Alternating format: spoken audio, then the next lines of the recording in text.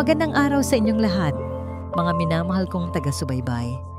Muli na naman tayong magsasama sa isang kwentong tiyak na kukurot sa inyong mga puso.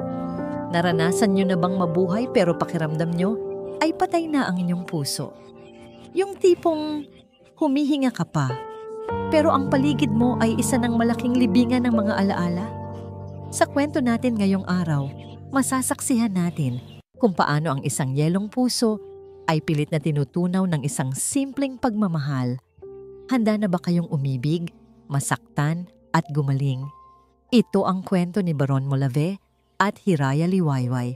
Simulan na natin.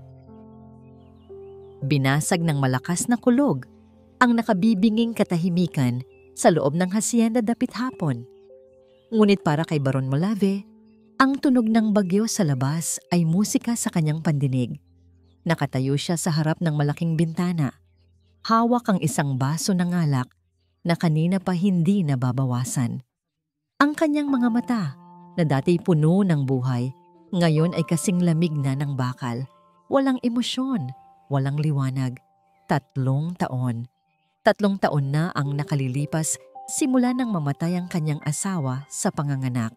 At sa loob ng 3 taong iyon, ang marangyang mansyon na ito ay naging isang dambuhalang nicho. Bawal ang tumawa, bawal ang umiyak, at higit sa lahat, bawal ang maging masaya. Biglang bumukas ang pinto ng kanyang silid-aralan. Pumasok ang isang ginang na nanginginig ang tuhod, ang pang-10 yaya na kinuha niya ngayong buwan. "Sir Baron," nauutal na tawag nito. "Pasensya na po, hindi ko po napatahan si Kidlat. Nagising po siya dahil sa kulog." At hindi lumingon si Baron, na natili ang kanyang tingin sa madilim na karagatan sa ibaba ng bangin. "Ilang beses ko bang sasabihin sa'yo?" Ang boses ni Baron ay mababa, pero sapat para magpataas ng balahibo. "Ayoko ng ingay sa pamamahay na ito. Ang ingay ay para lamang sa mga buhay, at sa bahay na ito, tayo ay nagluluksa." Pero sir, bata lang po sila." Humarap si Baron. Ang kanyang titig ay parang punyal na tumutusok sa dibdib ng ginang. "You're fired. Lumayas ka na ngayon din." "Pero sir, bumabagyo po sa labas. Wala po akong masasakyan." Pagmamakaawa ng yaya, halos lumuhod na sa sahig. "Wala akong pakialam. Ang gusto ko lang ay katahimikan. Get out." Walang nagawa ang ginang kundi ang tumakbo palabas. Umiiyak. Muling bumalik ang katahimikan. Muling naging payapa ang mundo ni Baron. Isang malamig at malungkot na kapayapaan. Ngunit hindi nagtagal. Tumunog ang intercom mula sa gate. Pindot ni Baron sa button, inis na inis. "Sinabi nang huwag niyo akong disturbuhin. Kung iyon ang yaya, sabihin niyo umalis na siya." "Sir," boses ito ng gwardya, "may babae po dito. Hindi po siya yung yaya. Naghahanap daw po ng trabaho. Kahit ano daw po. Ayaw po umalis. Nakakapit po sa rehas kahit basang-basa na ng ulan." Napakunot ang noo ni Baron. Sino ang matinong tao ang pupunta sa Vajda Sobisatan bangin ng hinagpis sa gitna ng bagyo para maghanap ng trabaho? "Papasukin mo," utos ni Baron. Hindi dahil sa awa, kundi dahil gusto niyang makita kung sino ang pangahas na ito. Ilang sandali pa, bumukas ang pinto ng mansyon.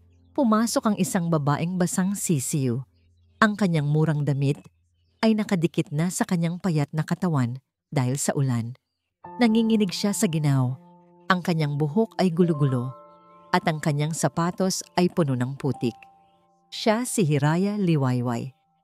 Pero nang mag-angat siya ng tingin kay Baron, may kakaiba. Kadalasan, ang mga tao ay yumuyuko kapag nakikita si Baron Molave. Natatakot sila sa kanyang aura. Pero ang babaeng ito, sinalubong niya ang tingin ng bilyonaryo. Ang kanyang mga mata, sa kabila ng pagod at hirap, ay may ningning na hindi kayang patayin ng ulan. "Anong kailangan mo?" Bungad ni Baron. Hindi man lang siya inalok ng tuwalya. "Trabaho po, sir," sagot ni Hiraya. Paos ang boses. pero buo ang loob. Nabalitaan ko po sa bayan na pinaalis niyo na naman ang yaya niyo. Kailangan niyo ng papalit, kailangan ko ng pera. Tumawa ng mapakla si Baron. Isang tawang walang halong saya. Alam mo ba kung bakit sila umaalis? Dahil impyerno ang bahay na ito. Walang tumatagal dito ng higit sa 1 linggo. Tingin mo ba, ang isang tulad mo na mukhang liliparin ng hangin ay tatagal sa mga anak ko? Lumapit si Baron kay Hiraya. Inamoy niya ang hangin. Amoy ulan at lupa ang babae. Walang amoy ng mamahaling pabango, kundi amoy ng hirap. Wala akong experience sa mayayaman, sir. Mabilis na sagot ni Hiraya. Hindi umaatras kahit na sobrang lapit na ng mukha ni Baron. Pero sanay po ako sa hirap at sanay po ako sa mga bata. Hindi po ako aalis. Kahit anong mangyari, hindi ako aalis hanggat hindi niyo ako sinisipa palabas. Tinitigan siya ni Baron ng matagal. Sinusubukan niyang hanapin ang takot sa mga mata nito. Pero wala siyang nakita, kundi determinasyon. Desperada na ang babaeng ito at ang mga desperadong tao ay gagawin ang lahat. Sige, sabi ni Baron. Naglakad siya papunta sa mesa at kinuha ang isang mabigat na set ng susi. Tanggap ka na. Nanlaki ang mga mata ni Hiraya. Talaga po? Huwag ka munang magpasalamat. Malamig na sambit ni Baron. Hinagis niya ang mga susi kay Hiraya. Tumama ito sa dibdib ng dalaga bago bumagsak sa sahig na may malakas na kalansing. Kunin mo yan, utos ni Baron. Dahan-dahang yumuko si Hiraya para pulutin ang mga susi. Nanginginig ang kanyang mga kamay sa sobrang lamig. Pero mahigpit niya itong hinawakan. May 3 araw ka, sabi ni Baron habang tumatalikod na para umakyat sa hagdan. Ang kanyang boses ay parang hatol ng kamatayan. 3 araw para patunayan na kaya mong patahimikin ang 4 na demonyo sa taas. At isa lang ang patakaran ko sa pamamahay na ito, Miss Hiraya po. Hiraya Liwayway. Miss Liwayway, tandaan mo ito. Ayoko ng ingay. Ayoko ng tawa. Ayoko ng iyak. Gusto ko ay katahimikan dahil sa oras na makarinig ako ng kahit isang tunog mula sa mga batang yon. Huminto si Baron sa kalagitnaan ng hagdan at lumingon. Ang kanyang mga mata ay naglalagablab sa dilim. Hindi ka lang mawawalan ng trabaho. Sisiguraduhin kong hindi ka na makakahanap ng trabaho kahit saan sa Pilipinas. Maliwanag. Lumunok ng malalim si Hiraya. Ang puso niya ay kumabog ng mabilis sa takot. Pero tumango siya. Maliwanag po, sir. Good. Magsimula ka na. Nasa taas ang kwarto nila. Good luck sa impyerno. Kasabay ng pagsara ng pinto ng kwarto ni Baron, isang malakas na kulog ang yumanig sa buong mansyon na parang nagbabanta sa kung anumang kapalaran ang naghihintay kay Hiraya sa loob ng Hacienda Dapit Hapon. Mabigat ang bawat hakbang ni Hiraya paakyat sa grand staircase ng Hacienda Dapit Hapon. Ang basang damit ay nanunuot sa kanyang buto, pero mas nanunuot ang katahimikan ng bahay na ito. Hindi ito ang klase ng katahimikan na payapa. Ito yung klase ng katahimikan na parang may nagmamasid sa'yo mula sa mga anino. Hawak niya ang susi na ibinigay ni Baron. Nakarating siya sa isang malaking pinto sa dulo ng pasilyo sa 2nd floor. Ito ang kwarto ng quads, ang 4 na anak na lalaki. Huminga muna siya ng malalim. Kaya mo to, Hiraya, para sa lupa ni nanay, para sa pamilya. Dahan-dahan niyang pinihit ang seradura. Bumukas ang pinto ng walang ingay. Inaasahan ni Hiraya na makakita ng magulo na kwarto, mga laruan sa sahig, mga batang nagtatatalon, o di kaya'y natutulog na dahil gabi na. Pero iba ang bumungad sa kanya. Sa 4 na sulok ng malawak na kwarto, may 4 na maliliit na kama at sa bawat kama may nakaupong bata. Hindi sila natutulog, hindi rin sila naglalaro. Nakaupo lang sila ng tuwid, nakabihis ng pare-parehong puting pantulog at nakatitig sa kawalan. Ang 4 na pares ng mata ay sabay-sabay na lumingon sa kanya nang pumasok siya. Para silang mga manika na gawa sa porselana. Walang emosyon, walang buhay. Hello? Bati ni Hiraya. Pilit na pinapasigla ang boses kahit kinikilabutan siya. Ako si Ate Hiraya. Ako ang bago ninyong kasama. Walang sumagot. Kahit pagkurap, parang hindi nila ginagawa. Lumapit siya sa batang nasa pinakamalapit na kama. Base sa litratong nakita niya sa dyaryo dati, ito si Alon, ang bunso sa 4. Gising pa kayo? Tanong ni Hiraya. Lumuhod siya para maging kapantay ang mukha ng bata. Gusto niyo bang kwentuhan ko kayo bago matulog? Tinitigan lang siya ni Alon. Ang mga mata nito ay malalim. Parang dagat na tinatago ang maraming sekreto. Ibubukas sana ni Alon ang bibig para magsalita. Pero biglang, kriyak! Tumunog ang sahig sa likuran ni Hiraya. Mabilis siyang lumingon. Sa pintuan nakatayo ang isang matandang babae. Nakasuot ito ng itim na uniforme ng mayordoma. Unat na unat ang buhok at ang mukha ay parang gawa sa bato. Siya si Senyora Vespera Dilim. Sino ang nagsabing pwede mong kausapin ang mga bata? Ang boses ni Vespera ay matinis. Parang kuko na kinukuskos sa pisara. Napayo si Hiraya. Magandang gabi po. Ako po si Hiraya, ang bagong... Alam ko kung sino ka. Putol ni Vespera. Naglakad ito papasok. Ang bawat hakbang niya ay parang utos.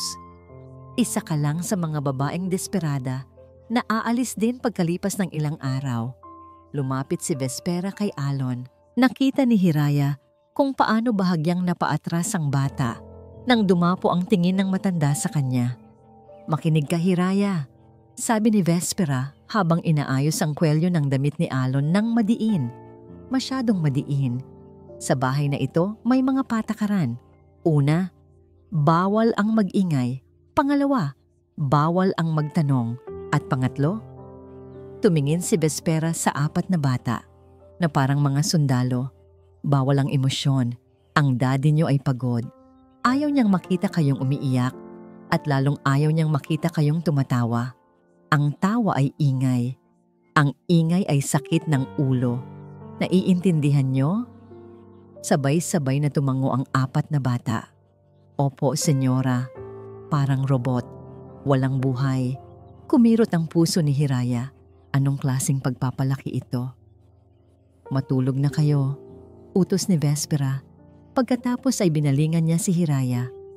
At ikaw, sumunod ka sa akin. Tuturuan kita kung paano maglinis ng hindi humihinga. Kinabukasan, maagang nagising si Hiraya. Kahit masama ang pakiramdam niya sa mga nangyari kagabi, determinado siyang basagin ang yelong nakabalot sa mga batang ito. Naghain siya ng almusal, oatmeal, walang lasa, walang bakulay. Iyon ang bilin ni Vespera. Naupo ang 4 na bata sa mahabang mesa. Si Kidlat, ang panganay na laging nakakuyom ang kamao. Si Ulan, na laging nakayuko. Si Hangin, na hindi mapakali ang mata. At si Alon, tahimik silang kumakain. Ang tanging naririnig lang ay ang ting-ting-ting ng kutsara sa mangkok. Hindi nakatiis si Hiraya. Lumapit siya kay Ulan. Ang batang mukhang pinakamahina ang loob. Ang tahimik naman, bulong ni Hiraya na may ngiti. Alam niyo ba, sa probinsya namin, kapag kumakain, nagkukwentuhan kami. Walang reaksyon. Nag-isip si Hiraya ng paraan. Nakita niya ang isang maliit na langaw na dumapo sa ilong ni Ulan. Op! May bisita! Biro ni Hiraya. At pabigla niyang kiniliti ang tagiliran ni Ulan para hulihin kunwari ang langaw. Inaasahan niyang gigigil o tatawa ang bata. Pero mali siya. Sa halip na tumawa, napapitlag si Ulan. Itinaas niya ang kanyang mga kamay para protektahan ang ulo at ang kanyang mga mata ay nanlaki sa takot. Nabitawan niya ang kutsara. Klang! Umalingaw-ngaw ang tunog ng kutsara sa buong dining room. Nanigas ang lahat. Si Hangin ay nagtago sa ilalim ng mesa. Si AC alone ay pumikit ng mariin. At si Kidlat Si Kidlat ay tumayo at hinarangan si Ulan, nakatitig kay Hiraya ng masama. Wag! Bulong ni Ulan, nanginginig. Wag po, senyora. Sorry po. Natigilan si Hiraya. Senyora? Hindi. Hindi ako si senyora, sabi ni Hiraya, nalilito at nasasaktan. Naglalaro lang ako, Ulan. Hindi kita sasaktan. Dahan-dahang ibinaba ni Hiraya ang kamay ni Ulan na nakatakip sa mukha nito at doon niya nakita, dahil sa pagtaas ng manggas ng damit ni Ulan at sa pagharang ni Kidlat na nakasuot ng sando, nakita ni Hiraya ang braso ng panganay. Sa maputing balat ni Kidlat may mga marka. Hindi ito marka ng laro. Hindi ito marka ng nadapa. Mga bilog na pasa ito na kulay ube at itim. Maliliit. Kasing laki ng dulo ng mga daliri. Pasa ng kurot. Kurot na madiin, na paulit-ulit, na ginawa para manakit ng hindi nagiiwan ng malaking ebidensya. Tumingin si Hiraya kay Kidlat. Ang bata ay nakatingin din sa kanya. Hindi nang hihingi ng tulong, kundi hinahamon siya. Huwag kang maingay, ang sinasabi ng mga mata nito. Napatingin si Hiraya sa pinto ng kusina, kung saan madalas nakatayo si Senyora Vespera. Biglang bumilis ang tibok ng puso ni Hiraya. Ang katahimikan sa bahay na ito, hindi ito dahil sa pagluluksa ni Baron. Hindi ito dahil sa disiplina. Ang katahimikan na ito ay takot. Diyos ko, bulong ni Hiraya sa sarili, habang ang isang luha ay namuo sa gilid ng kanyang mata. Hindi lang kayo pinabayaan, sinasaktan kayo. Sa sandaling iyon, nagbago ang ihip ng hangin. Ang simpleng trabaho ni Hiraya ay naging isang misyon. Hindi na siya aalis. Kahit kaladkarin pa siya ni Baron palabas, hindi niya iiwan ang mga batang ito sa loob ng bahay na ito. Pinunasan ni Hiraya ang namumuong luha sa kanyang mata bago pa ito mapansin ni Kidlat. Huminga siya ng malalim. Pilit na pinatatag ang kanyang dibdib kahit na gusto na niyang sumigaw sa galit.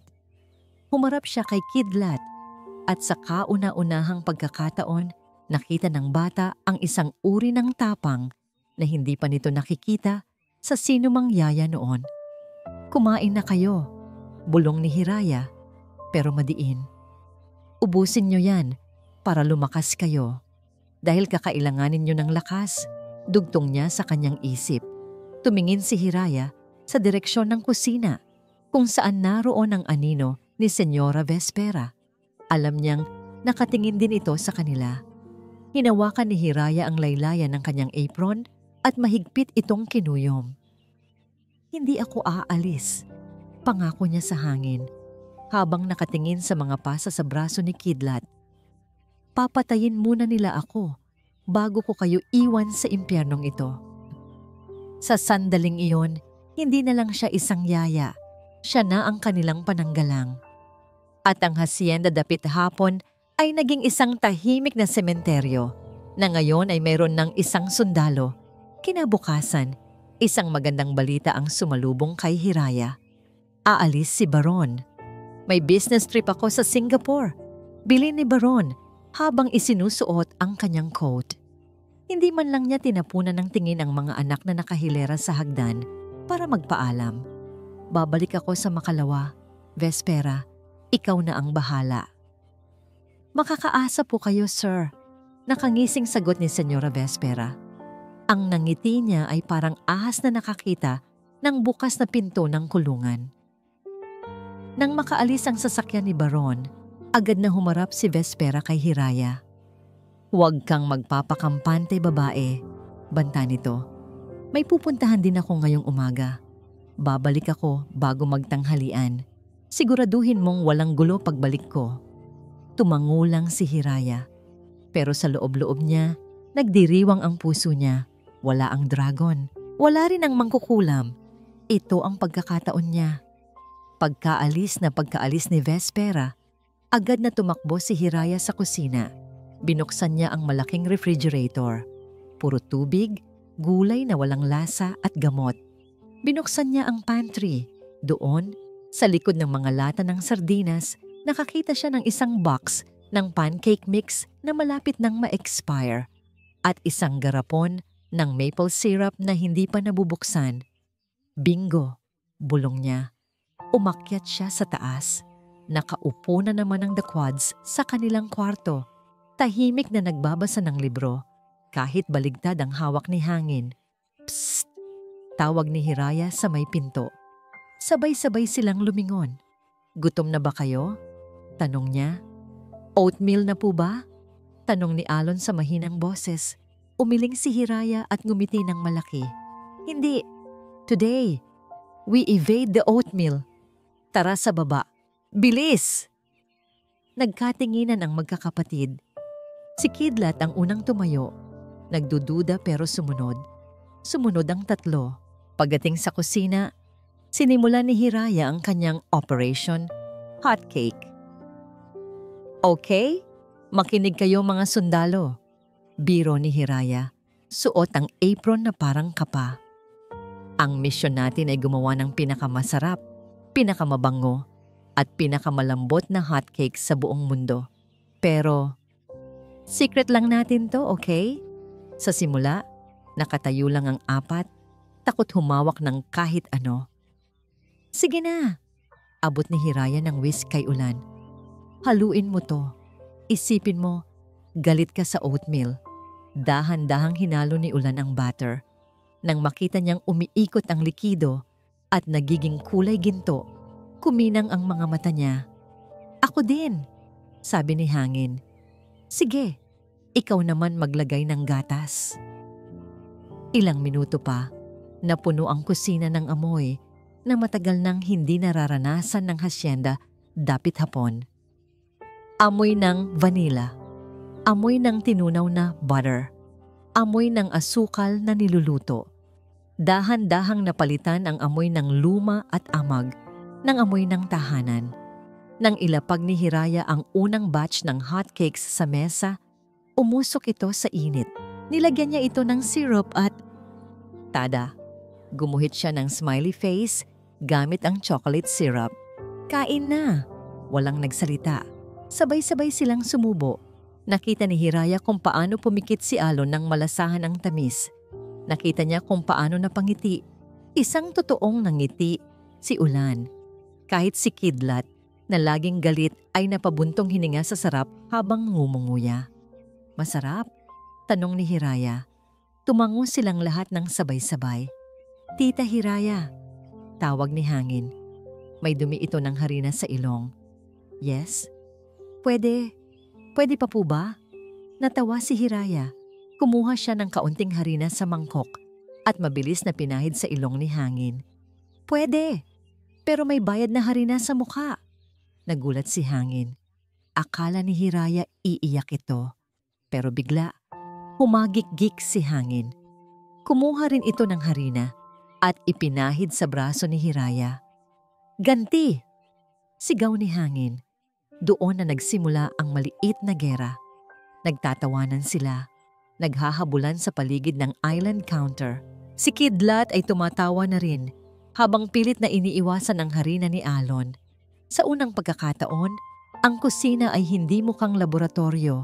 Mukha itong pamilya. Masaya si Hiraya. Sobrang saya niya na nakalimutan niyang tumingin sa oras. Nakalimutan niyang ang kaligayahan sa bahay na ito ay may kapalit. Habang naghahabulan sila, at puno ng puting pulbos ang sahig at mga mukha nila. Blag, bumukas ng malakas ang pinto ng kusina. Tumigil ang tawanan. Ang mga ngiti sa mukha ng mga bata ay agad na napalitan ng horror. Si Kidlat ay mabilis na umatras at yumuko. Si Ulan ay nagsimulang manginig. Sa may pinto, nakatayo si Senyora Vespera. Hindi siya sumisigaw. Mas masahol pa doon. Nakangiti siya. Isang nakakapanindig balahibong na ngiti. Hawak niya ang kanyang cellphone at nakatutok ang kamera nito sa magulong kusina, sa harina sa sahig, sa maduming mga bata, at kay Hiraya na may hawak na sandok. Perfect, bulong ni Vespera habang pinipindot ang stop recording. Lumapit siya kay Hiraya Ang takong ng sapatos niya ay tumutunog sa sahig na parang countdown ng bomba. "Ang saya-saya niyo sabi ni Vespera ng malambing pero puno ng lason. Lumapit si Vespera kay Hiraya. Ang takong ng sapatos niya ay tumutunog sa sahig na parang countdown ng bomba. "Ang saya-saya niyo sabi ni Vespera ng malambing pero puno ng lason. "Akala niyo ba? Picnic ang pinunta niyo dito?" Tumingin si Vespera sa magulong kusina. Sa harina sa sahig, sa sirup sa pisngi ni hangin, sa kawali na nasa lababo. Itinaas niya ang kanyang cellphone at iwinagayway ito sa mukha ni Hiraya. Recorded lahat. Nakangising wika ni Vespera. Kitang-kita dito kung paano mo ginawang babuyan ang kusina ni Sir Baron. At kitang-kita kung paano mo tinuruan ang mga bata na maging balasubas. Namutla si Hiraya. "Senyora, kumakain lang po ang mga bata. Masaya lang po sila." "Masaya?" putol ni Vespera. Biglang tumalim ang boses. "Ang saya ay ingay. At ang ingay ay lason sa bahay na ito." Bumaling si Vespera sa 4 na bata na ngayon ay nanginginig na sa takot. Si Ulan ay naiiyak na naman. Si Kidlat ay nakakuyumang kamao pero nakayuko. "Magsibalik kayo sa kwarto nyo. Ngayon din." Sigaw ni Vespera. Kumaripas ng takbo ang The Quads. Naiwan ang mga hotcakes na hindi pa ubos. Naiwan ang tawa na mabilis na pinalitan ng takot. Nang silang dalawa na lang ang natira sa kusina, lumapit si Vespera kay Hiraya. Sobrang lapit na naaamoy ni Hiraya ang mapait na pabango ng matanda. "Tingnan natin kung makakangiti ka pa kapag napanood ito ng amo mo." Bulong ni Vespera. Pinindot niya ang screen ng cellphone ng madiin. "Send." "Ipinadala ko na kay Sir Baron," sabi ni Vespera na may demonyong ngiti. "Good luck, Yaya. Mag-impake ka na. Dahil sa oras na makita niya to, hindi lang trabaho ang mawawala sa'yo." Tinalikuran siya ni Vespera at naglakad palabas. Iniwan si Hiraya sa gitna ng kusinang puno ng harina na kanina lang ay paraiso, pero ngayon ay mukha ng sementeryo ng kanyang mga pangarap. Baron Molave. Sa loob ng kanyang bulletproof na SUV, hindi pinapansin ni Baron Molave ang malakas na hampas ng bagyo sa bintana. Ang atensyon niya ay nasa screen ng kanyang cellphone. Paulit-ulit niyang pinapanood ang video na sinend ni Vespera. Sa video, makikita ang kusina na puno ng usok at puting pulbos. Kita si Hiraya na may hawak na sandok, parang isang baliw na nagwawala.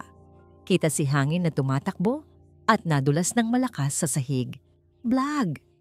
At sa video, hindi tumulong si Hiraya. Sa halip, parang tinawanan pa nito ang bata habang binubuhusan ng harina. Salamat sa magaling na pag-edit at anggulo ni Vespera. "Sir, nandito na po tayo," sabi ng driver. Hindi sumagot si Baron. Bumaba siya ng sasakyan nang hindi nagpapayong. Hinayaan niyang mabasa siya ng ulan. Ang lamig ng tubig ay walang binatbat sa init ng galit na nararamdaman niya. Pinagkatiwalaan niya ang babaeng yon. Binigyan niya ng susi at anong ginawa? Ginawang perya ang kanyang bahay at inilagay sa panganib ang mga anak niya. Pagpasok niya sa main door, sasalubungin sana siya ni Vespera na may dalang tuwalya. "Sir Baron!" "Diyos ko, basang-basa kayo." "Nasaan siya?" putol ni Baron. Ang boses niya ay mababa, parang kulog sa malayo. Itinuro ni Vespera ang taas.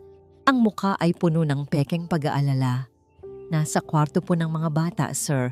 Sinubukan ko siyang pigilan kanina, pero naging bayolente siya. Natatakot po ako para sa mga bata." Hindi na tinapos ni Baron ang pakikinig. Mabilis siyang umakyat sa hagdan. Ang bawat hakbang ay mabigat at puno ng banta. Pagdating sa tapat ng pinto ng kwarto ng The Quads, hindi na siya kumatok. Bang! Binalibag niya ang pinto pabukas. Sa loob, nakita niya ang eksena. Nandoon si Hiraya, nakaupo sa sahig. Hawak ang braso ni Hangin. May bulak at betadine sa tabi nila. May maliit na gasgas sa siko ang bata. Para kay Baron, ito ang kumpirmasyon na saktan ng anak niya. Lumayo ka sa kanila, sigaw ni Baron. Napatalon si Hiraya sa gulat. Ang 4 na bata ay sabay-sabay na napatingin sa pinto. Nanlaki ang mga mata sa takot. Tumayo si Baron at nilapitan si Hiraya. Hinila niya ito sa braso patayo. Aray? Sir, nasasaktan po ako. Daing ni Hiraya. Ikaw pa ang nasaktan? Sigaw ni Baron sa mukha ng dalaga. Binigyan kita ng trabaho, Hiraya. Ang sabi ko, katahimikan. Ang sabi ko, ayos. Pero anong ginawa mo? Muntik mo nang sunugin ang kusina ko at sinaktan mo pa ang anak ko. Hindi totoo yan. Lumaban si Hiraya. Pilit na inaalis ang pagkakahawak ni Baron. Naglalaro lang kami. Nadulas si hangin pero maliit na gasgas lang yon. Masaya sila, sir. Tingnan niyo sila. Masaya. Tumingin si Baron sa mga bata. Nakita niya ang takot sa mga mata nila. Takot sila. Dahil sa kapabayaan mo. Itinulak ni Baron si Hiraya palayo. Hindi malakas, pero sapat para mapaupo ito sa kama ni Ulan. Mag-impake ka.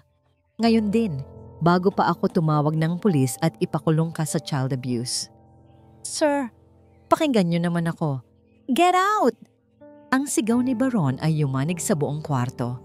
Nanahimik ang lahat. Kahit ang ulan sa labas ay parang tumigil sa paghinga.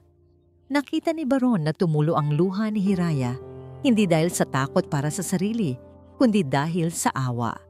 Tumingin si Hiraya sa mga bata, parang nagsusori na nabigo siya. Tumalikod si Baron. Ayaw niyang makita ang luha ng babae. Naalala niya ang asawa niya. Ang sakit. Umalis ka na, mahinang sabi ni Baron. Pero nandoon pa rin ang diin. Akmang tatayo na si Hiraya. Talunan nang biglang may gumalaw. Mula sa kanyang kama, bumaba ang panganay. Si Kidlat. Naglakad ang bata. Mabibigat ang bawat hakbang ng kanyang maliliit na paa. Walang takot siyang pumagitna sa nag-aalab na galit ni Baron at sa umiiyak na si Hiraya. Inunat ni Kidlat ang kanyang maliliit na braso, tila ginagawang harang ang sariling katawan. Ang kanyang mukha, na laging walang emosyon at laging nakakuyom sa galit, ngayon ay puno ng tapang. Natigilan si Baron. Kidlat, anong ginagawa mo? Tabi. Umiling si Kidlat. Madiin. Ang kanyang mga mata ay nakatitig nang diretso sa mata ng kanyang ama. Sabi ko, tumabi ka. Sigaw ni Baron. Pero may halong pagkabigla sa boses niya. Hindi sumusuway ang kanyang mga anak. Hindi sila gumagalaw ng walang utos. Huwag! Ang boses ni Kidlat ay paos. Parang kalawang na ngayon lang nagamit ulit matapos ang ilang taong katahimikan. Pero malakakas ito. Umalingaw-ngaw ang isang salitang iyon sa buong kwarto. Napasinghap si Hiraya. Napahawak si Senyora Vespera sa hamba ng pinto, nanlaki ang mga mata. Huwag! Ulit ni Kidlat at sa pagkakataong ito, tumulo ang luha sa mata ng bata. Huwag mo siyang paalisin. Tumingin si Baron sa anak. Nakita niya ang panginginig ng kamay nito. Nakita niya ang takot. Pero mas nangibabaw ang kagustuhang protektahan ang yaya na kakakilala pa lang nila. Daddy! Singit ni Alon mula sa kama. Ang boses ay halos pabuluong. Daddy, please! Sunod ni Ulan, na ngayon ay umiiyak na rin. Napaatras si Baron ng kalahating hakbang. Parang sinampal siya ng realidad. Ang mga anak niya, ang mga estatwang walang buhay, ang mga anino, sa sarili niyang bahay, ay nagsasalita. At ipinagtatanggol nila ang stranger na ito laban sa kanya. Tumingin si Baron kay Hiraya na nakatakip ang bibig sa gulat habang nakatingin sa likod ni Kidlat. Tapos ay tumingin siya kay Vespera na ngayon ay namumutla sa gilid at pilit na iniiwasan ang tingin niya. May mali. Bulong ng isip ni Baron. Bakit sila kakampi sa kanya kung sinasaktan niya sila? Huminga si Baron ng malalim. Pilit na kinalma ang nagwawalang demonyo sa dibdib niya at ang sakit ng ulo na biglang sumumpong. "Kidlat, bumalik ka sa kama," utos ni Baron. Ang boses niya ay hindi na sumisigaw, pero nandoon pa rin ang yelo. "Hindi," matigas na sagot ni Kidlat. Hindi ito gumalaw. Nagkatitigan ang mag-ama, isang gera ng mga mata, ang higante at ang bata. Sa huli, si Baron ang unang umiwas ng tingin. Tumingin siya kay Hiraya.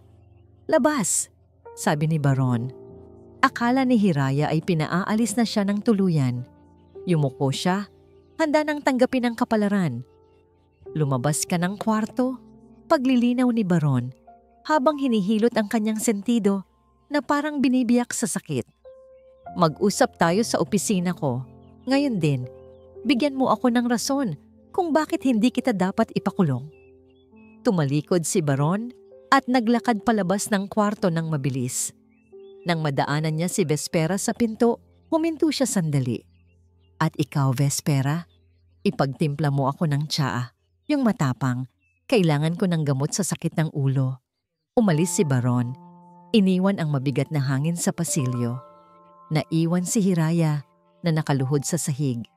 Agad siyang niyakap ni Kidlat. Sumunod sila alon, hangin at ulan. Nagiyakan ang 4 na bata habang nakakapit sa damit ni Hiraya. Tila ba siya ang tanging salbabida sa gitna ng bagyo. Sa kabila ng takot, napangiti si Hiraya ng mapait habang hinahaplos ang buhok ni Kidlat. Ligtas pa tayo, isip niya. Sa ngayon, sumunod si Hiraya sa opisina ni Baron. Nanginginig ang kanyang mga kamay, pero buo ang loob niya. Handa na siyang magpaliwanag. Handa na siyang lumaban para sa mga bata. Pagpasok niya, nakita niya si Baron na nakaupo sa kanyang swivel chair. Nakasandal ang ulo nito sa sandalan, nakapikit at hinihilot ang sentido.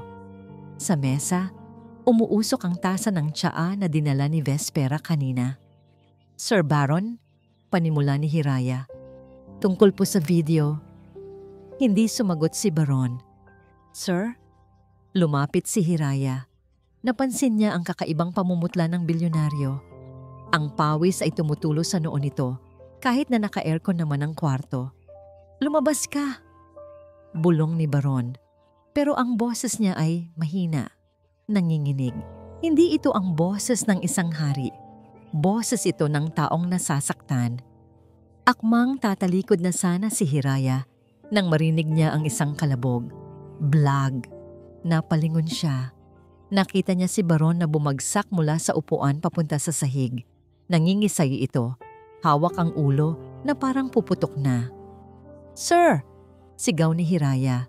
Mabilis siyang tumakbo palapit. Nang hawakan niya ang braso ni Baron para alalayan ito, napaso siya. Ang init. Sobrang taas ng lagnat. Ang sakit.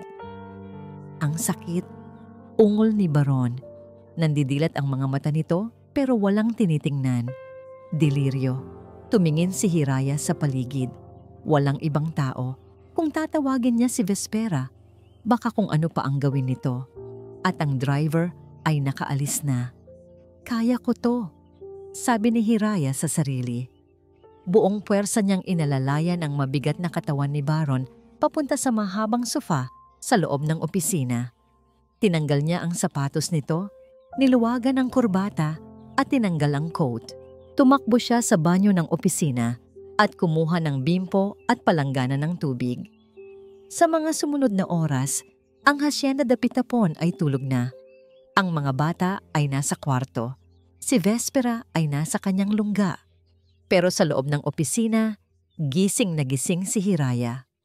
Pinunasan niya ang pawis ni Baron. Pinalitan niya ang bimpo sa noo nito bawat 10 minuto.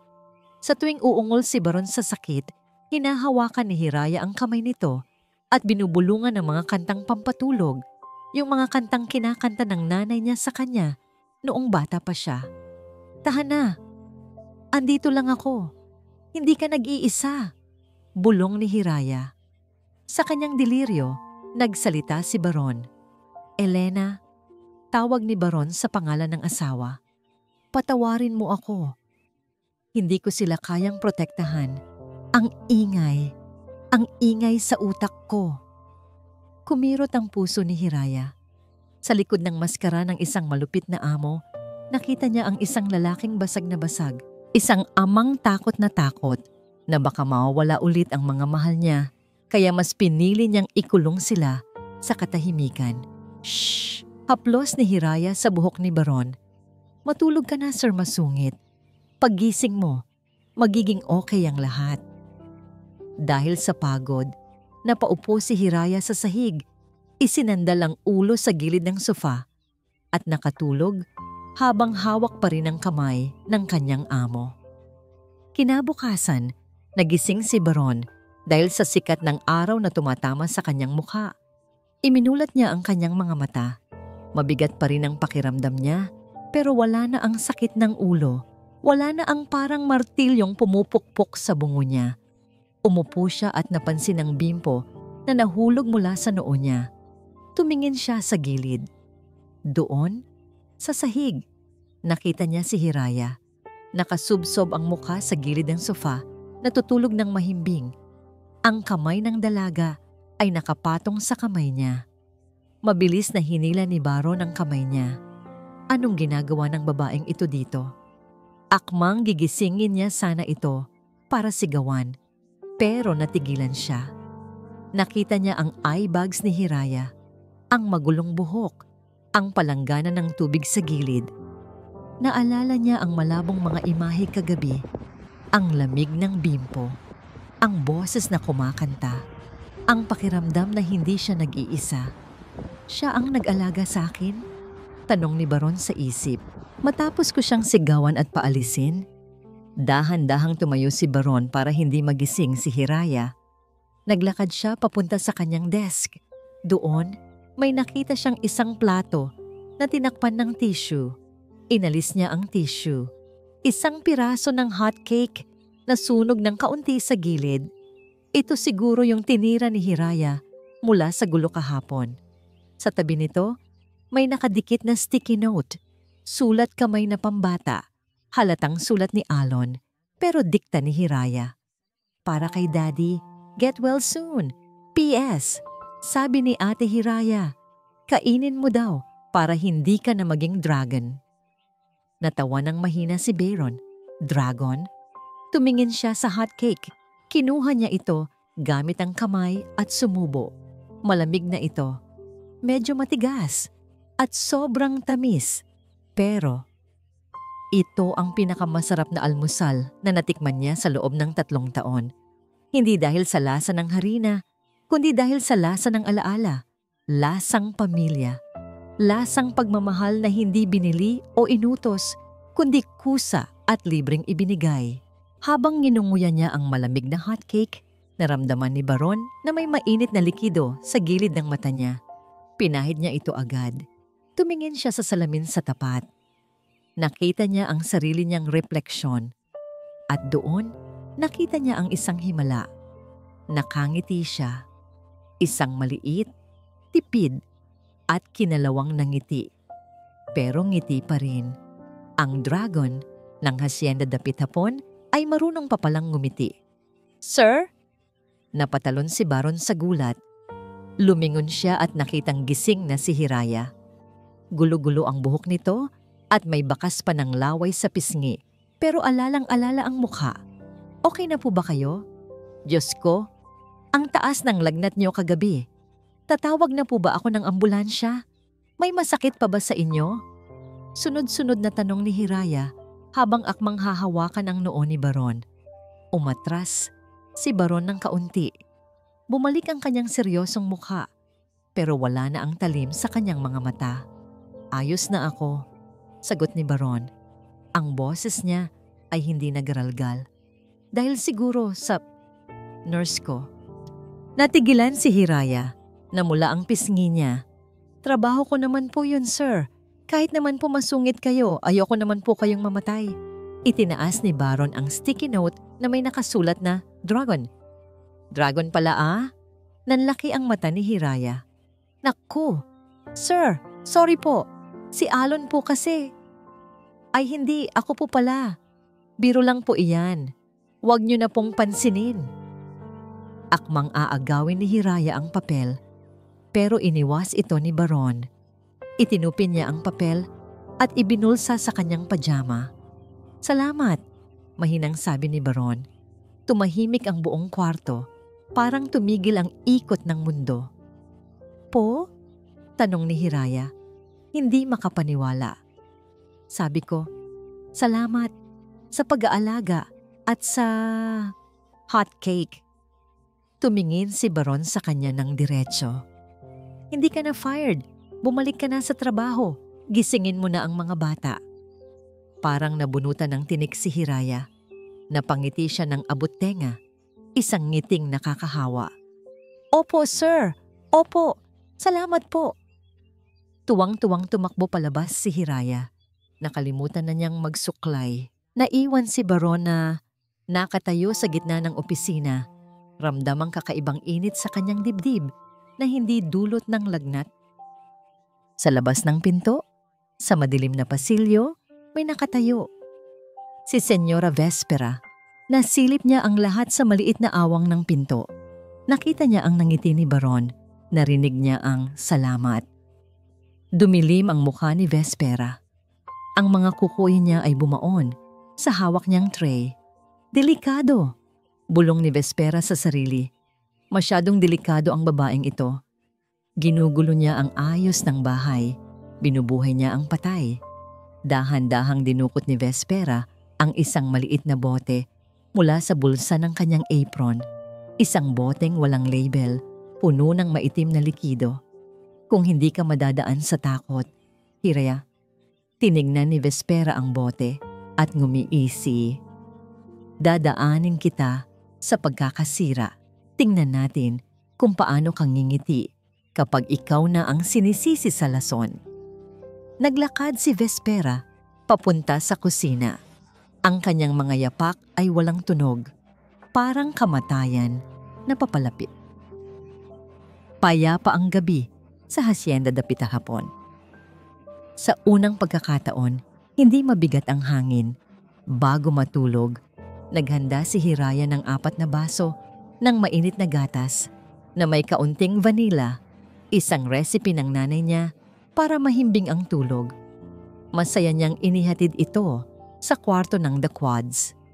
"Inumin niyo to para managinip kayo ng maganda," nakangiting sabi ni Hiraya habang pinapanood ang 4 na ubusin ng gatas. "Thank you, Ate Hiraya," sabay-sabay nilang sabi. Nakita ni Hiraya na kahit si Kidlat ay mas maamo na ang mukha ngayon. Nang makatulog ang mga bata, lumabas si Hiraya, puno ng pag-asa. Sa wakas, nagiging tahanan na ang bahay na ito. Pero hindi niya alam, sa dilim ng pasilyo, may naghihintay.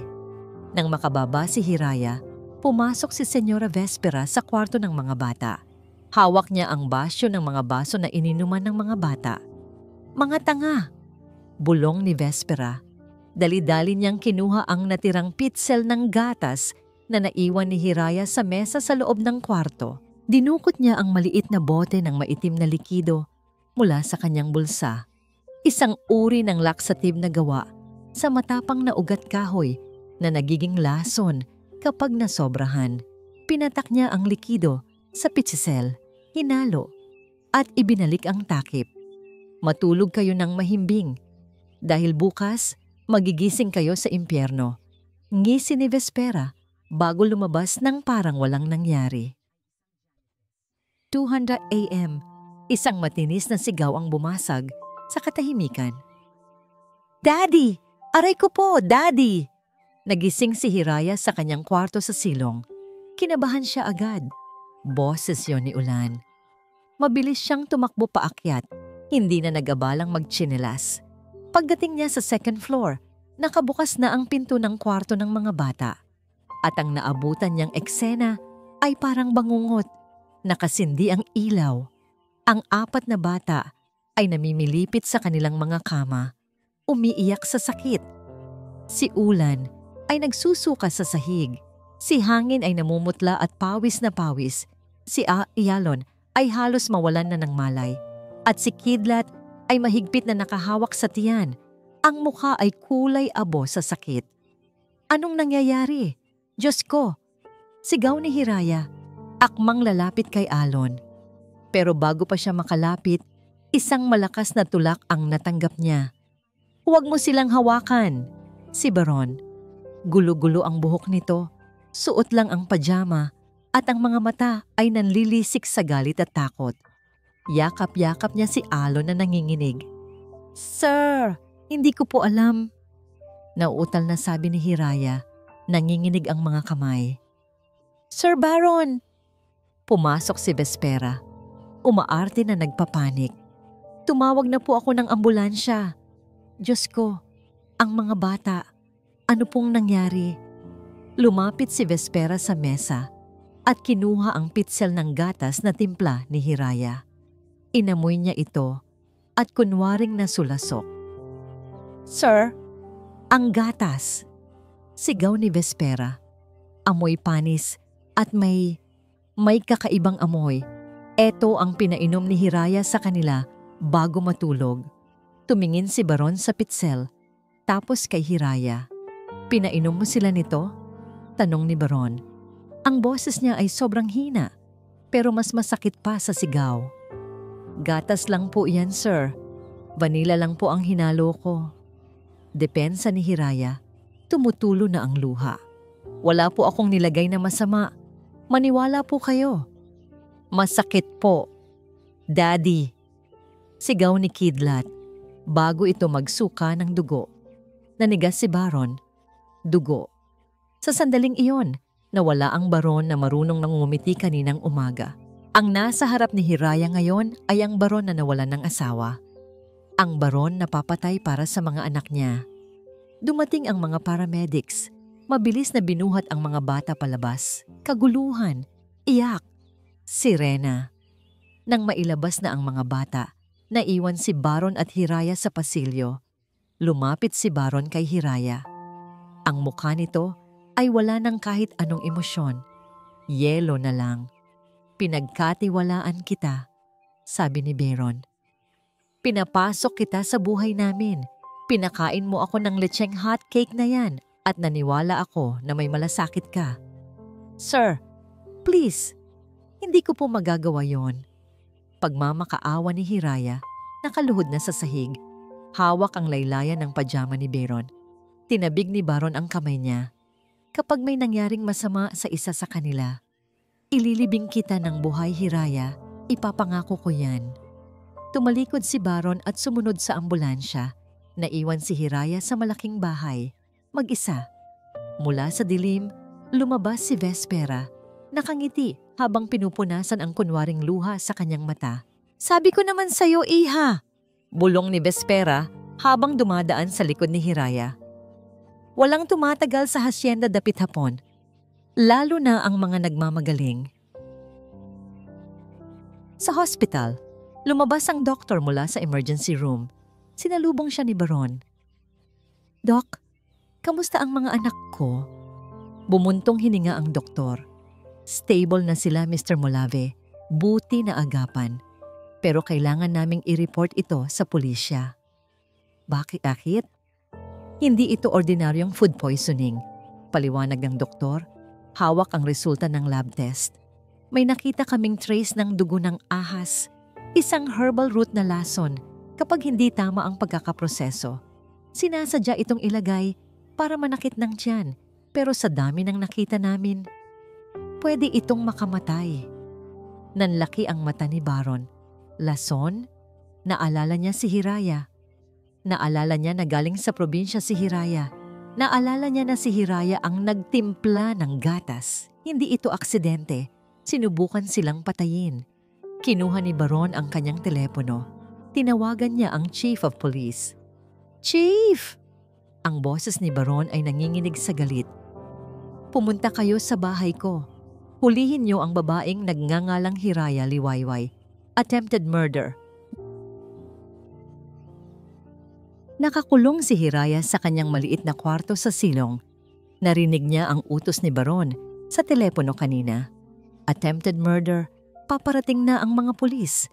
Ilang minuto na lang, katapusan na niya. Nakaupo siya sa gilid ng kama, nanginginig. Gusto niyang umiyak. Gusto niyang sumuko, pero naalala niya ang mukha ni Kidlat na sumuka ng dugo.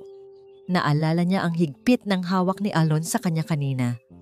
Hindi, bulong ni Hiraya. Tumayo siya at pinunasan ang luha ng marahas. Kung makukulong ako, mananalo siya. At kung mananalo siya, papatayin niya ang mga bata.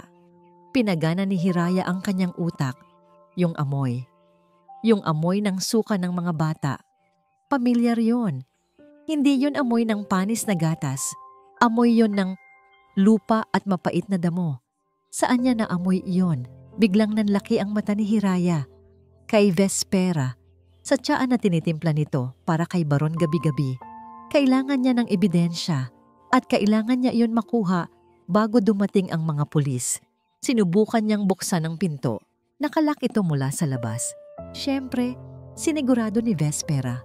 Tumingin si Hiraya sa maliit na bintana sa taas ng dingding. Kasya siya doon, pero mataas.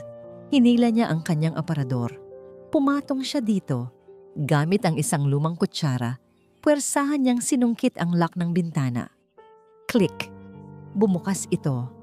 Sa labas, bumubuhos pa rin ang ulan. Hinayaan ni Hiraya na mabasa siya habang pilit na gumagapang palabas ng bintana. Putik at dumi ang sumalubong sa kanya pagbagsak sa lupa, pero wala siyang pakialam.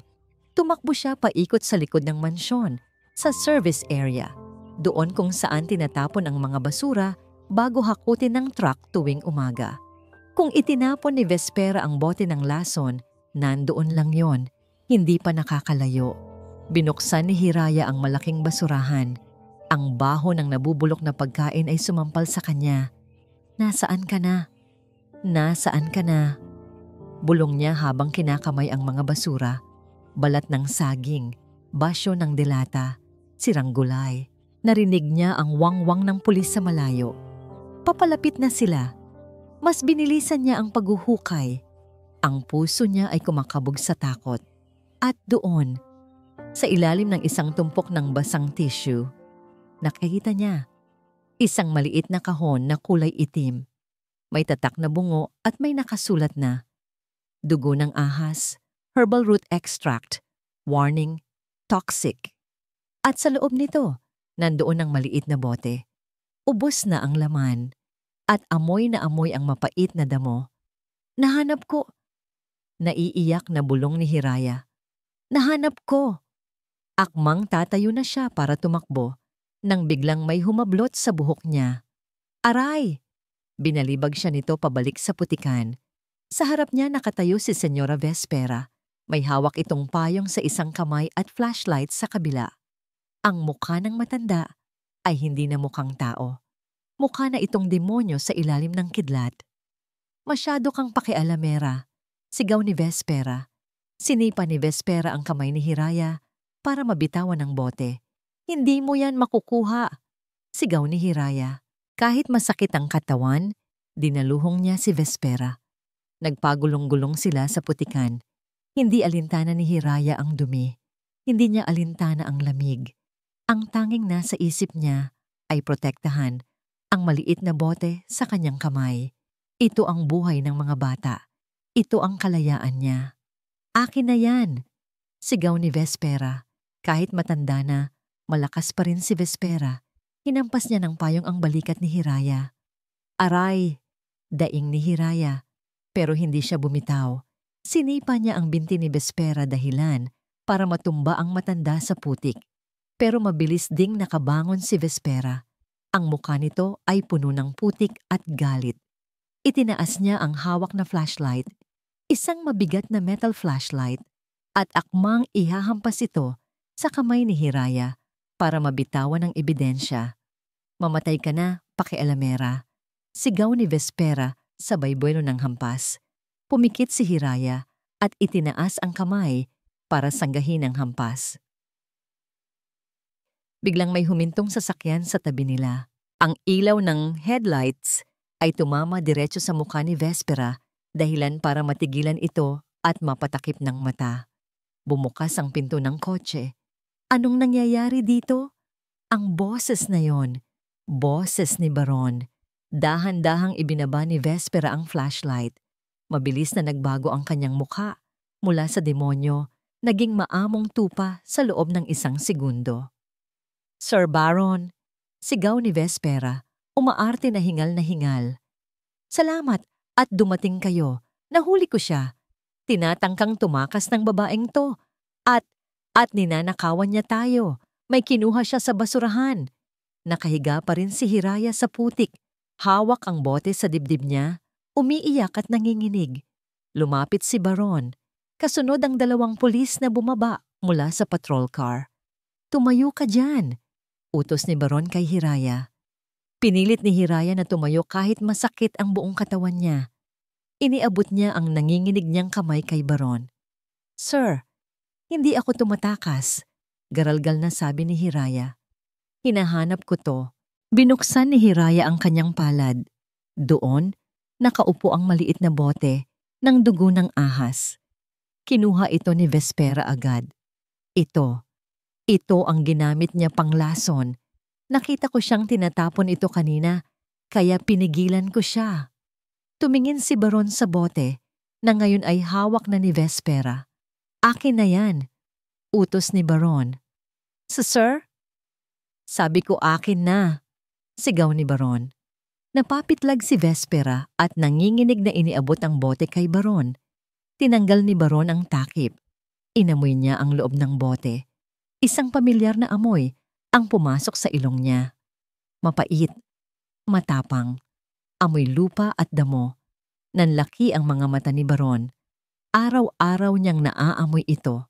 Gabi-gabi. Ito ang amoy ng tsaa na tinitimpla ni Vespera para sa kanya tuwing gabi. Ang tsaa na pampakalma daw, pero nagbibigay sa kanya ng matinding sakit ng ulo kinabukasan. Dahan-dahang lumingon si Baron kay Vespera. Bakit? Bulong ni Baron. Ang boses ay nanginginig sa galit na mas matindi pa sa bagyo. Bakit amoy tsaa ko ang lason na to? Namutla si Vespera, parang inalisan siya ng dugo sa muka. Sir, nagkakamali po kayo. Baka pareho lang ng amoy. Huwag mo akong gawing tanga, Vespera, sigaw ni Baron. Hinawakan niya ang leeg ng damit ng matanda. Ito ang tsaa ko. Ibig sabihin, araw-araw mo rin akong nilalason? Sir, hindi po. Siya ang may gawa niyan. Turo ni Vespera kay Hiraya. Pero sa pagkakataong ito, nagsalita si Hiraya. Kung ako ang may gawa niyan, bakit ko huhukayin sa basurahan habang parating na ang mga pulis? Hindi ba dapat tumatakbo na ako palayo? Katwiran ni Hiraya, matapang na nakatingin kay Baron. Hinanap ko yan kasi alam kong itinapon niya. Kasi alam kong nilalason niya ang mga bata at nilalason ka niya. Nagkatitigan si Baron at Vespera. Nakita ni Baron ang takot sa mata ng matanda. Takot ng taong nahuli sa akto. Binitawan ni Baron si Vespera at humarap sa mga pulis. Chief, tawag ni Baron. Yes, Mr. Mulave? Are we arresting the girl? Tanong ng pulis. Hawak na ang posas para kay Hiraya. Umiling si Baron. Itinuro niya si Vespera. Hindi, hulihin niyo siya. Ano? Sigaw ni Vespera. Baron, pinalaki kita. Ako ang nag-alaga sa iyo at sa asawa mo. Wala kang utang na loob. Dahil ikaw ang nag-alaga sa asawa ko, kaya siya namatay. Hindi ba? Malamig na tanong ni Baron. Isang realization ang tumama sa kanya. Ang biglaang panghihina ng asawa niya noon. Pareho ng sintomas ng mga bata ngayon. Hindi nakasagot si Vespera. Pusasan niyo siya, utos ni Baron. Habang kinakaladkad ng mga pulis ang nagwawala at sumisigaw na si Vespera, pasakay ng patrol car, naiwan si Baron at Hiraya sa gitna ng ulan. Tumingin si Baron kay Hiraya. Putik-putik, sugatan, basang-basa, pero nakatayo pa rin. Lumapit si Baron sa kanya. Akala ni Hiraya ay sisigawan siya nito. Napapikit siya, pero naramdaman niya ang isang mainit na coat na ipinatong sa balikat niya. Pagdilat niya, nakita niya si Baron na nakatingin sa kanya. Wala nang yelo sa mga mata nito. Pagsisisi na lang. Sorry, bulong ni Baron. At sa ilalim ng ulan, sa harap ng tambakan ng basura, bumigay ang tuhod ni Hiraya dahil sa pagod. Pero bago siya bumagsak, nasalo siya ng mga bisig ni Baron Molave. Baron Molave, 1 linggo na ang nakalipas simula nang hulihin si Vespera. Sa loob ng 1 linggong iyon, maraming nagbago sa Hacienda Dapit Hapon. Ang mga itim na kurtina ay pinalitan ng puti. Ang mga bintana ay binuksan para pumasok ang hangin. At ang mga bata ay ligtas na at unti-unting bumabalik ang kulay sa kanilang mga pisngi. Pero si Baron ay hindi pa rin sanay. Ngayong araw umuwi siya ng maaga. 4:00 pa lang ng hapon. Karaniwan, uuwi siya ng hating gabi para hindi na niya maabutan ang mga bata na gising. Para hindi na niya kailangang harapin ang responsibilidad ng pagiging ama. Pero ngayon, may dala siyang pasalubong. 1 box ng Toy Kingdom. Habang naglalakad siya papunta sa pinto, bumibilis ang tibok ng puso niya. Matutuwa kaya sila? Galit pa rin kaya sila sa akin? Binuksan ni Baron ang pinto. Inaasahan niyang sasalubungin siya ng katahimikan. Pero mali siya. Hagik-gik. Isang malakas na tawanan ang sumabog mula sa living room. "Bilisan mo, Horsey! Hahuli na tayo ng mga alien!" Sigaw ng isang boses. Kay Alon yon. "Eto na! Hiyaa!" Sigaw ng isang pamilyar na boses babae. Napahinto si Baron. Ang briefcase niya ay muntik nang mahulog sa kamay niya. Dahan-dahan, parang isang magnanakaw sa sariling bahay, sumilip si Baron sa sala. At ang nakita niya ay isang eksena na kailanman ay hindi niya inakalang mangyayari sa bahay libingan na ito. Ang mga mamahaling sofa ay itinulak sa gilid.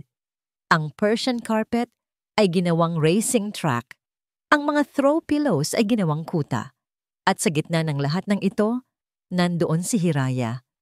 Nakadapa siya sa sahig, nakaluhod ang mga kamay at tuhod. Ginagawa niyang kabayo ang sarili niya. Sa likod niya, nakasakay si Alon at si Ulan. Kapit na kapit sa damit ni Hiraya habang tumatawa ng malakas. Sa harap naman nila, si Kidlat at Hangin ay may hawak na mga unan. Umaarte na sila ang mga alien na humaharang sa daan. "Sugod, General Kidlat!" Sigaw ni Hangin. "Depensa, Horsey!" Sigaw naman ni Ulan. "Nee!" Ungol ni Hiraya. Ginagaya ang tunog ng kabayo habang gumagapang ng mabilis paikot sa carpet. "Kumapit kayo! Lilipad na tayo!" Tawa. Puro tawa. Ang tawang dati ay bawal. Ang tawang dati ay lason sa pandinig ni Baron. Ngayon, ito na yata ang pinakamagandang musika na narinig niya. Nakatayo lang si Baron doon, nakatulala. Ang puso niya, na 3 taong naging bato, ay biglang pumitik. Dugdug, dugdug. Biglang napansin ni Kidlat ang pagdating niya. Tumigil sa pagtakbo si Kidlat. Nanlaki ang mga mata. "Di, Daddy?" Natigil ang lahat. Napatingin si Hiraya sa pinto nang makita niya si Baron na nakasuot at kurbabata habang siya ay mukhang basahan na nakadapa sa sahig. Namutla siya. Mabilis na ibinaba ni Hiraya sina Alon at Ulan. Tumayo siya agad. Inayos ang magulo niyang buhok at damit. "Sa Sir Baron!" Nauutal na bati ni Hiraya. "Sorry po. Akala ko po mamaya pa kayo uuwi. Niligpit ko naman po yung mga babasagin. Hindi po kami maingay." "Ay, maingay po pala kami. Sorry po." Yumuko ang mga bata. Bumalik ang takot sa mga mata nila. Akala nila, magagalit na naman ang dragon. "Daddy, sorry po." Bulong ni Alon. "Pinilit lang namin si Ate Hiraya." Huminga ng malalim si Baron. Tinitigan niya si Hiraya. Pawisan. Gulo ang buhok. Namumula ang tuhod dahil sa paggapang sa carpet. Lahat ng iyon, ginawa niya para sa mga anak ni Baron. Ginagawa niya ang trabahong hindi magawa ni Baron. Binitawan ni Baron ang kanyang briefcase. Blag, luwagan niya ang kanyang kurbata at hinubad ang kanyang coat. Inihagis niya ito sa sofa, walang nagsalita. Kinakabahan si Hiraya. Sisigaw na ba siya? Pero hindi sumigaw si Baron. Sa halip, naglakad siya papunta sa gitna ng carpet. Dahan-dahan, lumuhod siya. Ibinaba niya ang kanyang mga kamay sa sahig. Dumapa siya. Pumwesto siya sa tabi ni Hiraya. Nagulat si Hiraya. Sir? Tumingin si Baron kay Kidlat at Hangin na nakatayo sa harap niya. Masyadong maliit ang kabayo niyo. Seryosong sabi ni Baron, pero kumikislap ang mga mata. Kung gusto niyong talunin ang mga alien, kailangan niyo ng war horse. Nalaglag ang panga ni Hiraya. Napatingin si Kidlat kay Alon. Hindi sila makapaniwala. Sakay! Utos ni Baron. Nag-alangan si Kidlat. Tumingin siya kay Hiraya. Tumango si Hiraya habang umiiyak sa tuwa. Dahan-dahan, sumakay si Kidlat sa likod ng kanyang ama. Sumunod si Hangin. Naramdaman ni Baron ang bigat ng kanyang mga anak. Ang init ng mga katawan nila. Ito ang bigat na dapat matagal na niyang binuhat. Humawak kayong mabuti, sabi ni Baron. Dahil mabilis ang kabayong to. Tatay Horsey! Go! Sigaw ni Kidlat. Ang unang beses na tinawag siyang tatay sa halip na daddy at gumapang si Baron Molave. Ang bilyonaryong kinatatakutan ng lahat, ngayon ay gumagapang sa sahig ng kanyang sala, habang ang kanyang mga anak ay nagsisigawan sa tuwa. Nagkatinginan sila ni Hiraya habang gumagapang sila ng sabay. Tumulo ang luha ni Baron pero tumatawa siya. Nay! Sigaw ni Baron. Nay! Sagot ni Hiraya. Sa hapong yon, walang CEO, walang katulong. Mayroon lang isang pamilyang pilit na binubuo ang mga basag na piraso ng kanilang puso sa pamamagitan ng paggapang sa sahig at pagiging kabayo. Ang bato ay naging lupa, malambot at handang pagtaniman ng bagong pag-asa. Tapos na ang laro. Tulog na ang The Quads, pagod, pero may mga ngiti sa kanilang mga labi. Sa kusina, tinutulungan ni Baron si Hiraya na maghugas ng pinggan. Isang tanawin na ikagugulat ng sinumang business partner ni Baron. Ang bilyonaryo, nagbabanlaw ng plato? Sir, ako na po dyan. Nahihiyang sabi ni Hiraya. Nakakahiya naman po sa inyo. Tumingin si Baron sa kanya. Hiraya, ilang beses ko bang sasabihin sa iyo ngayong gabi? Huwag mo na akong tawaging sir kapag tayong dalawa lang at huwag ka nang magpo. Pero, Baron? Pagtatama nito, tawagin mo akong Baron. Namula si Hiraya. O okay, Baron. Napangiti si Baron. Mas magandang pakinggan. Pinunasan ni Baron ang kanyang kamay. Tumingin siya sa labas ng bintana. Umuulan na naman, pero hindi na ito nakakatakot o malungkot.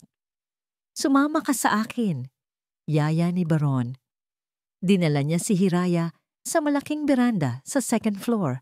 Ang hangin ay malamig, amoy ulan at sampagwita.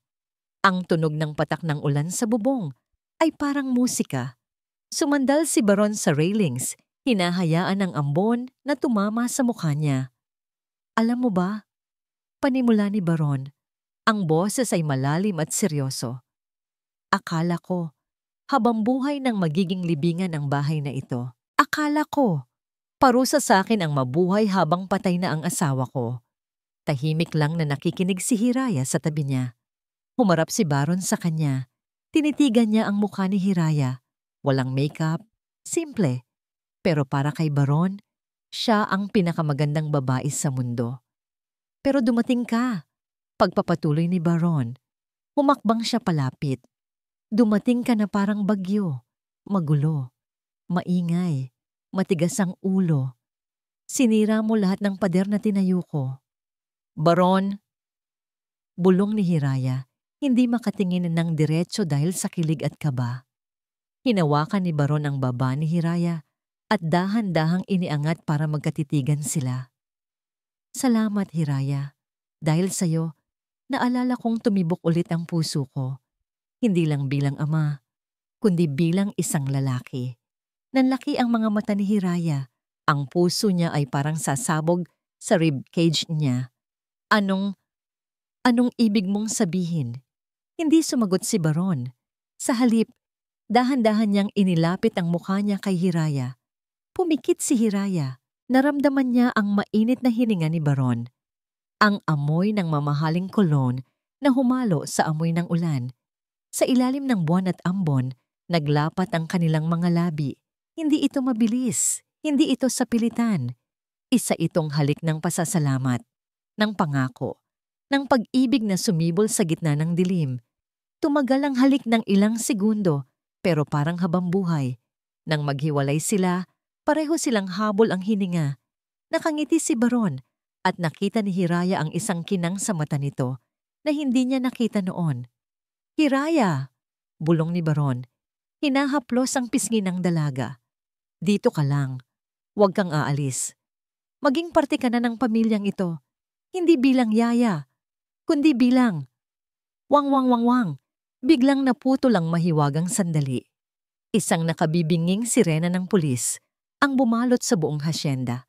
Napatingin sila sa baba. Sa gate ng mansyon, may 3 patrol car na pumasok. Ang mga ilaw na asul at pula ay kumukurap. Sinisira ang payapang gabi. Anong nangyayari? Tanong ni Hiraya, biglang kinabahan.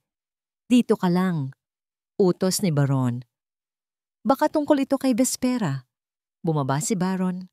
Sumunod si Hiraya sa hagdan, hindi mapakali. Pagbukas ni Baron ng main door, sinalubong siya ng 5 pulis na may hawak na baril. Mr. Baron Molave? Tanong ng police chief. Yes, anong kailangan nyo?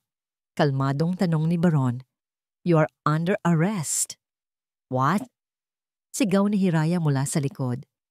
Para sa anong kaso? Tanong ni Baron. Kumunot ang noo.